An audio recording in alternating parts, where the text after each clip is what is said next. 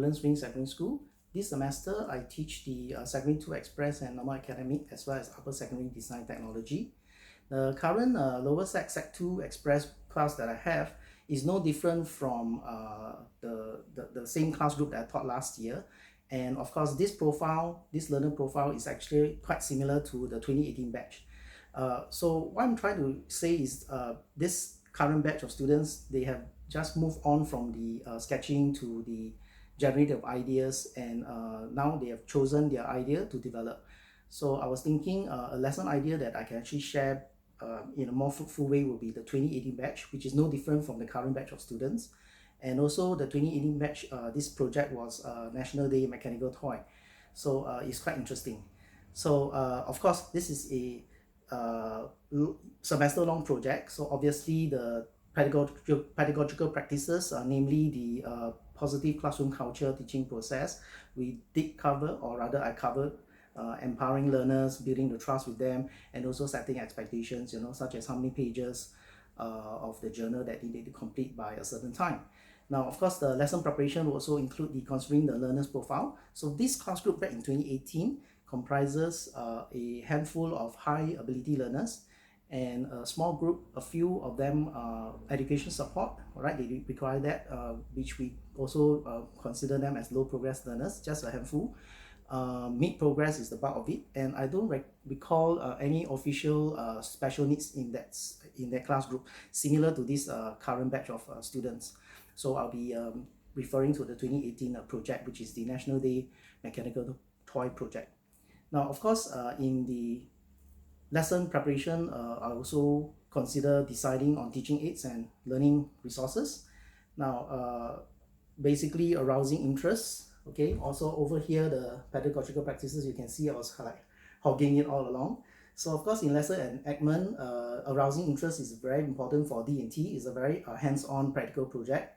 And activating prior knowledge, you will see how I actually help the higher ability students engage them through the ALP lessons that they have actually learned earlier on in the year, the microbeat per se, and they actually actually use it and actually build on to their project as well.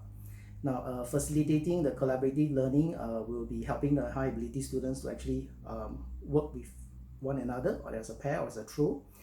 Exercising flexibility also, because there are slower paced students moving, so I set minimum requirements for them to hit. As long as they make a useful mechanical toy, that will be very good enough. And of course, moving on to assessment and feedback, during the lesson time, of course, checking for understanding and providing feedback will always be there. You actually walk about and come to the students' aid, and also when students raise their hands, you actually try to answer their questions. Supporting self-directed learning in terms of getting them to preempt them to actually go home and let's say go for the microbeat website and the make code. They already learned something in ALP before, so they can actually take it and expand their learning. Of course, setting meaningful assignments. Of course, after every D&T lesson, there will be a few pages for them to focus on. If it's practical time, they need to focus back on what they can do at home. And when they have lessons, they actually continue to focus on that. Now, I also need to highlight what considerations I did make during then and there, the lesson, and share very briefly a few steps in the lesson idea, how to go about doing it in a particular stage of the lesson per se.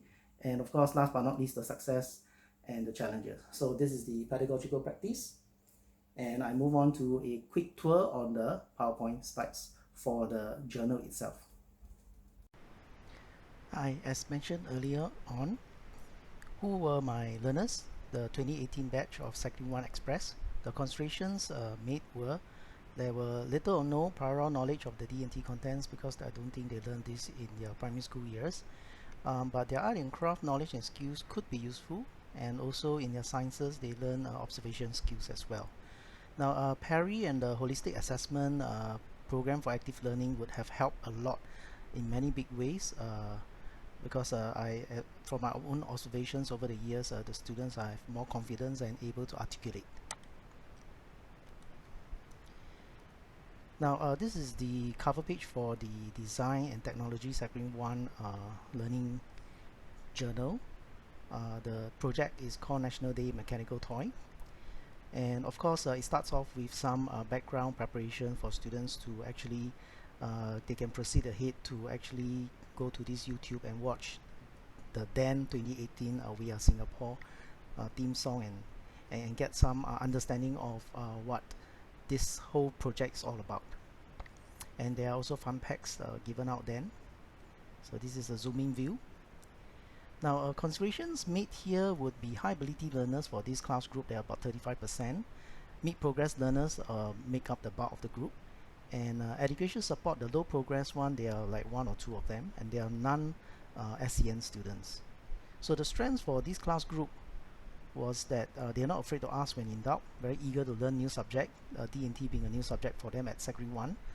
And prior knowledge would be some relevant craft making skills and drawing skills that they have acquired in their primary school years. And the interest definition here is that they are highly motivated, as they know that they get to make prototypes in the technical workshop, and technical workshop will be a very fresh perspective, a different special room for them. So I need to be mindful to walk about to check on students' journal progress as they progress in the stages in the journal. I also need to demonstrate certain skills identified to be lacking in students' work, for instance, outlining, darkening the outline, the line stroke, so on. If I detect through my walkabout that quite a number of students lack in certain areas, I will actually get the students to be eyes on the board, and I demonstrate on the board. Design opportunity here, as you can see, just to frame the picture, alright, just to provide the big picture understanding, we start to teach the terminology design brief is to design, make a cam and follower mechanical toy. Okay, so that's the focus. So before the lesson, step 1 would be, prior to the lesson, check the learning aids and learning resources. Alright, so this is the mundane task, but it's very important. Step 2 would be to consider using example. For example, the design specification, I'll be actually writing an example for them in class, and consider whether to write on board or just to type it into the PowerPoint slides. And of course, I need to remember to pause and check for understanding of how and whether they know how to write design specs before proceeding to the next stage of mapping of ideas, and to give it time for students to actually raise hands and ask for clarifications. Now in a 1 hour lesson, there's a lot to ask for. Okay, so the teacher will have to pace and be flexible about it. So this is just a page to show you how the students actually work on their design specifications. So I probably will frame them and explain what design specification point is all about, and I will write one example, and I get them to use these prompts, word prompts, for them to proceed, and I'll be doing my walkabout during the lesson. Now during the lesson, what will happen is that this is one of the teaching area under the teaching process of lesson preparation. So prior to the actual execution of the lesson, I need to be clear that the students need to be focused on what they will be learning. So in this instance, you'll be learning to write design specification points, and of course able to articulate a set of success criteria. Okay, so through the walkabout, I'll be able to check whether they are able to provide such good responses. So an example here, students should be able to fill out all, if not most, of the design specifications after I've explained and provided an example. Now in the lesson enactment part, this teaching area comes useful, maintaining a smooth flow. So therefore I will have to look at the students work as I walk about, and provide immediate feedback if necessary. So an example here is students use their student handbook green or red. So in my school, the student handbook, the front cover page is green, red is at the back. So it's like traffic light stops, okay, to indicate if they have filled out the design specs, or if they need help, I will go to them and provide some immediate feedback before proceeding on. So this is a page where the students will move on to mapping of ideas, and they get some nice visual prompts. So from the PowerPoint slide, they will see color, but on their journal is in grayscale.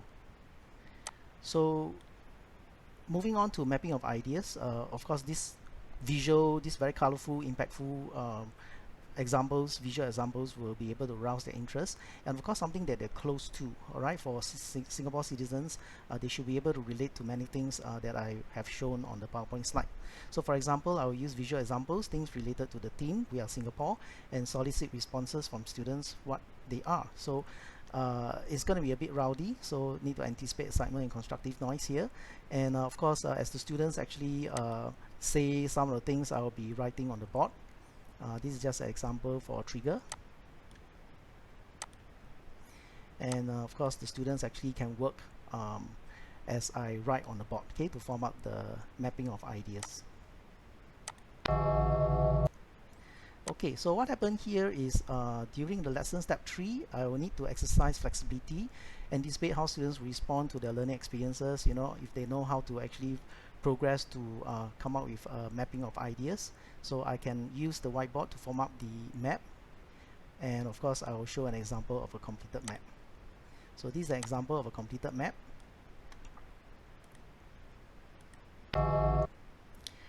Towards the end of the 1-hour lesson, you can see that I'll conclude with a brief summary of points learned. For example, what a specification point is and how it should be written, how to form up the mapping of ideas. Take note that concluding the lesson teaching area is not discussed here. Now, of course, those few pages of the journal should actually end the 1-hour lesson. And this is just to show you the progressive work in these semesters of work for the second one. So they actually proceed to sketch examples, you know, using templates to guide them. All right, so let's do some quick flashes, and they get to see some examples of what mechanical cam and follower examples are, and they actually get to see an example here. All right, so the students attempt to actually sketch out their own idea and design, like so. And of course, to address the high ability learners, right? So the previous stage is what we hope all students should be able to achieve, but the high abilities learners would have moved faster, and of course it's not the end.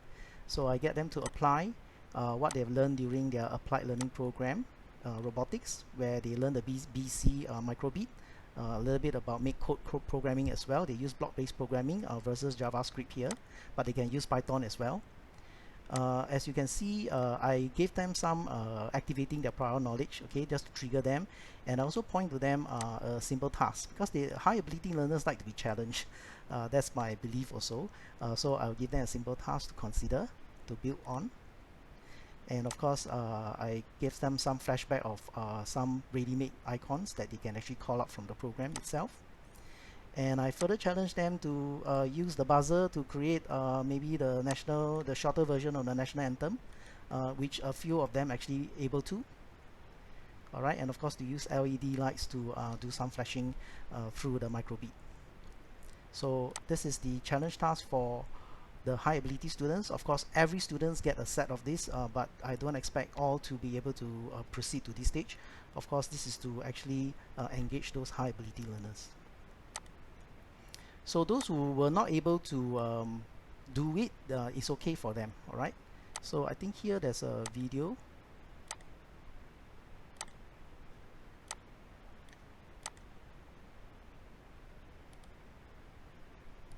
Okay, let me just see whether I can do it. Yep. Okay, plug in the follower. Your character. Mate. Can you turn? I would like to speak. Just adjust the cam first. Alright, so that's your minimum. So what you can do is you add a melody to it, okay? Alright, that's the code. Yeah, so down here you can see that he's going to show a string of "We Love Singapore." Okay, okay, let me move on to the next one. This is basically the mid-progress learners.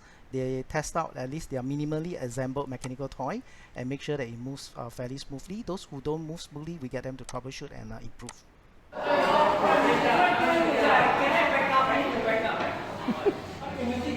Alright, Sean's work. Look at that. Wow, momentum brings it there. Okay, well done. Okay, pretty good, huh? So let's move on. So these are the whole range of high ability, mid progress, education support students prototypes. All right, you can't really tell. These are obviously the high ability learners. All right, those with the microbeat. But the rest you can't really tell which are the low progress learners. Okay, they are equally good, very artistic and stuff like that. So every child is willing and able to learn. All right, that's my belief. And you can see the most recent current batch of students. They're also busy at work. So I think that's the end of my presentation. Thank you.